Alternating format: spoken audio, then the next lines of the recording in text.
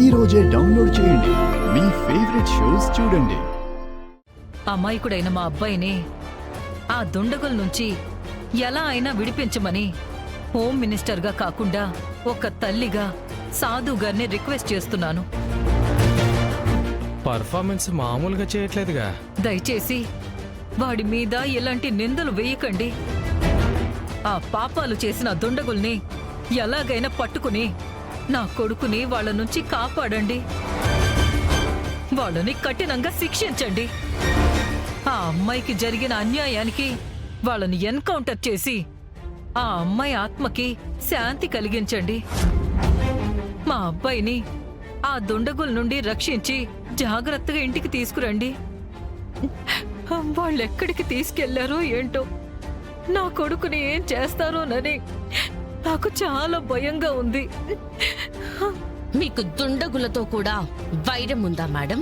Home మినిస్టర్ని కదా, మీరేం చేసినా నా మీదే కదా పగబడతారు. మీకు తెలియకుండా మేమేం చేయంగా మేడం. ఇప్పుడు ఏమంటారు?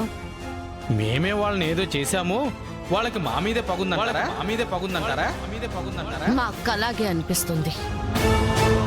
చూడు జడి, ఏం చేసినా పబ్లిక్ సేఫ్టీ కోసమే కదా చేస్తాం. ప్రజల రక్షణే కదా మాకు ముఖ్యం. అంతే తప్ప వాళ్లతో పర్సనల్ గ్రడ్జే ఉండదు. కానీ వాళ్ళు మాత్రం పర్సనల్గా టార్గెట్ చేసి నా కొడుకుని ఎత్తికెళ్ళిపోయారు. కథ భలే అల్లారు మేడం. ఒక మహిళా పోలీసుని అత్యాచారం చేసి చంపిన వాణ్ణి ప్రజల రక్షణ కోసమే పాటు పడతానని చెప్తున్న మీరు కాపాడాలని చూస్తున్నారు. అలాంటి మీ కసాయి కొడుకుని రక్షించాలని చూస్తున్నారు. ఇది మేం నమ్ముతామనుకుంటున్నారా? ఏయ్, ఏంటి వాగుతున్నావు? నువ్వెవరితో మాట్లాడుతున్నావో నీకు అర్థమవుతుందా? నా కొడుకుని కిడ్నాప్ చేశారని నేనేడుస్తుంటే కథలు అల్లుతున్నానంటావా? నా కొడుకుని కసాయివాడు అంటున్నావు? నీకెంత ధైర్యం? అయ్యో అక్క,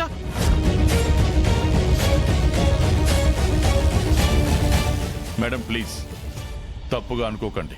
చనిపోయింది ఒక లేడీ పోలీస్ ఆఫీసర్ అని తెలిసి ఆ బాధలు అలా మాట్లాడుతున్నారంతే.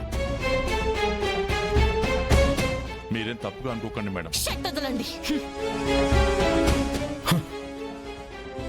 చెప్పండి, వీళ్ళకి బాగా అర్థమయ్యేలా చెప్పండి.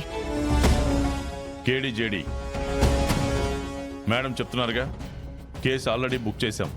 మీరు అనుకున్నది నిజం కాదు. ఆ దృష్టిని మీ మైండ్లోంచి తీసేసేయండి.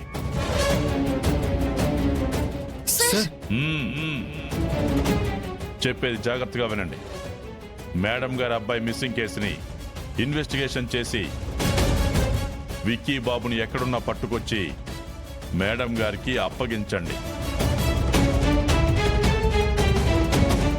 ఆ నేరం చేసిన దుండగుణ్ణి ఏరిపారేయండి. అర్థమైందిగా? ఆ దుండగుల్ని ఎన్కౌంటర్ చేసి పారేయండి.